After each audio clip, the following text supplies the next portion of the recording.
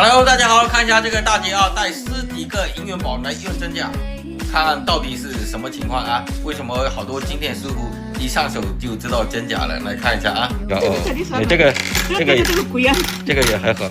哎呀，现在银子也贵，对呀，比如1克20，你这一个就200块钱，知道？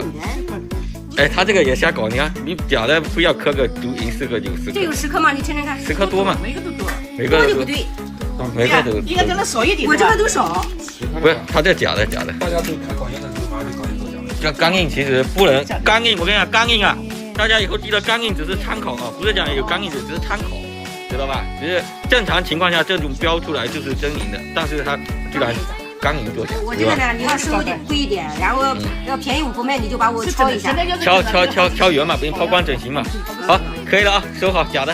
好的，谢谢。好，不要紧，我的眼光一看就假的，我相信你，对吧？